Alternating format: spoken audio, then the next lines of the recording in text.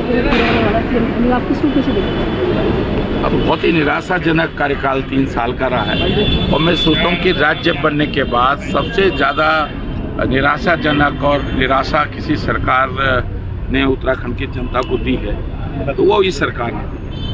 और इस सरकार में जो सदस्यगण हैं वो मैच्योर नहीं है, उनको अनुभव नहीं है और इसलिए आप जो माहौल चाहे विधानसभा के अंदर देखते हैं चाहे विधानसभा के बाहर देखते हैं, उसी का नतीजा है कि जो इस प्रदेश के अंदर माहौल खराब हो रहा है वो बिना किसी बात के हो रहा है। सबसे बड़ी बात कि बिना किसी बात के हो रहा है।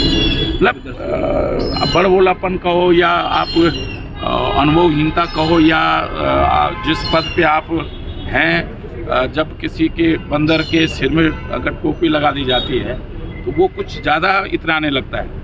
तो जब समय से अधिक किसी को जिम्मेदारी मिलती है और उसके योग्य वो नहीं होता है, उसका अनुभव नहीं होता है, तो इसीलिए फिर ये सारी चीज़ें होती हैं और इसीलिए ये जो माहौल पूरे प्रदेश के अंदर खराब हो रहा है उसी का नतीजा है। क्योंकि हम सब लोगों ने, और मैं तो कह रहा हूँ कि अगर आज हंसा दनाई, बिलवंती चौहान भाई, राजेश रावत भाई, बेजवाल, जिन्होंने इस उत्तराखंड के चाहे मंसूरी कांड हो, चाहे श्रीनगर सुरेंद्र कांड हो, खटिमांग हो, चाहे मुजफ्फरनगर हो, जिन लोगों ने अपने प्राणों की आहुति दी है, अगर उनकी आत्मा कहीं से देख रही होगी तो आज रो रही होगी कि हमने इसके लिए राज्य बनाया था, इस तरह के माहौल के लिए, इस तरह के लिए हमने ये राज्य बनाया था।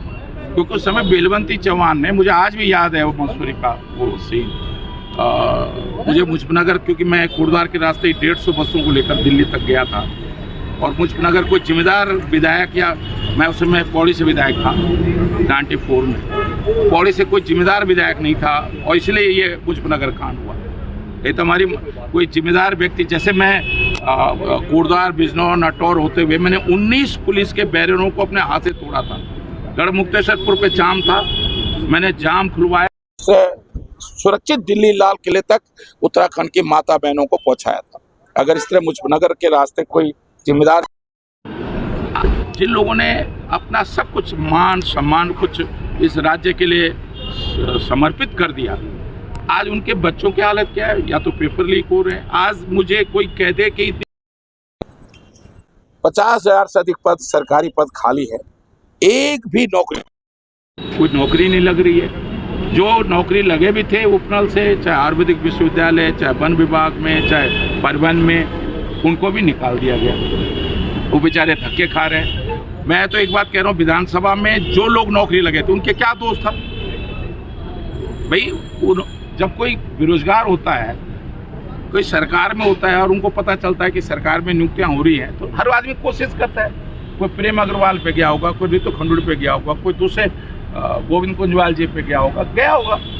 हम तो कह रहे हैं कि जिन्होंने गलत नियुक्तियां की उन बच्चों को, उन महिलाओं को निकालने के बजाय उनके खिलाफ कार्रवाई होनी चाहिए। जिन्होंने पैसा लेकर नौकरियां लगाई विधानसभा के अंदर, उनके खिलाफ तो कुछ हुआ नहीं, उनको सड़क पे कर दिया बेचारा। अब किसी ने शादी कर दी, बच्चे हो गए, आज वो अनाथ हो गए बेचारे, आज वो असहाय जैसी स्थिति हो गई। 5-10 साल उन्होंने विधानसभा में काम किया, आयुर्वेदिक विश्वविद्यालय में किया, वन विभाग में क्या, आज वो सड़क पर है।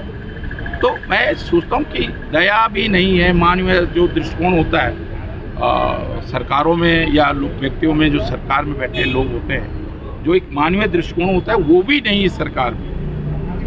तो मैं सोचता हूँ कि ये बहुत ही, मैं सोचता हूँ 3 साल इस सरकार का बिल्कुल निराशाजनक और बहुत ही, मैं सोचता हूँ कि सही मायने में अगर धामी जी को समझ आ जाए, लेकिन ये क्या करेंगे? फिर चुनाव से पहले करेंगे 2-4-5 महीने, जैसे पिछले सरकार में खुद भी था, 3 मुख्यमंत्री बदले और फिर ऐसे कुछ करेंगे।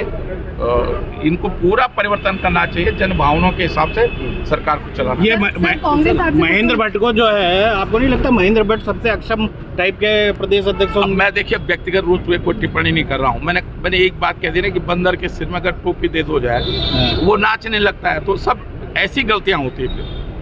अब जब टोपी पहना दोगे, बड़ा जिस व्यक्ति का अनुभव नहीं है, जैसे मैं उदाहरण मैं आपका दे रहा हूँ, मैं 92 में जब मिनिस्टर बना तो मैं 27 साल की उम्र थी मेरी उसमें यूपी में। तो मुझे भी शुरू में ऐसा लगता था, क्योंकि भाई IAS अफसर जो पौड़ी में आलोक सिन्हा DM था, वो जब डीएम था मैं 6वीं 7वीं 8वीं में पढ़ता था। अब मैं मंत्री हो गया हूँ, मेरे सेक्रेटरी हो गया, मेरे सामने खड़ा होके जब मैंने उससे कहा सर करने लगा तो थोड़े दिनों के लिए मेरे भी दिमाग खराब हो गए थे। लेकिन जब झटके लगे 6 दिसंबर को अचानक सरकार चली गई और ड्राइवर ने भी कल्याण सिंह के कोठी में मुझको छोड़ दिया, पुणे जी को छोड़ दिया। फिर टैक्सी करके हम जो है अपने घर आए तो हमें अपने औकात उस दिन पता चल गई कि बेटा ये सब कुछ ये सर सरकाने वाले जो है ना, किसी अधिकारी से बात करो तो इतनी बार सरका देगा आपको, इतनी बार सर कहेगा कि सरका ही देगा। इसलिए मैं तो, क्योंकि हमने तो वो अनुभव गेन कर लिया छोटी सी उम्र में, उसके बाद से मैं कभी इसीलिए मैं आज दुखी नहीं हूँ। इसलिए आज हम सरकार में नहीं, कुछ मैं नहीं दुखी होता हूँ, क्योंकि उस दिन के बाद मैंने अपनी जिंदगी में मना लिया ये सब टेम्परेरी चीज़ है, रोल है एक तरह से। जैसे आपको कोई रामलीला करनी है, कोई मंचन पे कोई नाटक कर रहे हैं, आपको कभी मंत्री का रोल दिया जाएगा, कभी विपक्ष नेता का रोल दिया जाएगा, कभी बस उसी तरह का रोल के रूप में काम करेगा तो आदमी फिर इस तरह गलतियाँ नहीं होंगी। ठीक है, जिस तरह सरकार के लोग कार्यक्रम की शुरुआत कर रही है, कितना उपयोगी रहने वाला है? मैं सोचता हूँ इस समय जरूरत है कांग्रेस को एक तरह नीचे संगठन को मजबूत करने की, क्योंकि जो धरातल पर मैं देखिए बीजेपी की जैसे मैंने अभी बुराई करी, कुछ चीज़ें उनकी अच्छी हैं कि उनका संगठन नीचे लेवल तक है। हमें भी अपना संगठन नीचे लेवल तक करना पड़ेगा, लोगों को जोड़ना पड़ेगा। अभी हमारे साथ महिलाएं, यूथ की कमी है, उसको हमें जोड़ना। बुजुर्ग तो है हमारे साथ, पुराने कांग्रेस है, लेकिन नए लोग का भी हमारे साथ उस रूप में नहीं है, और जीतने के लिए हमको जो है नए लोगों को जोड़ना बहुत जरूरी है। धन्यवाद।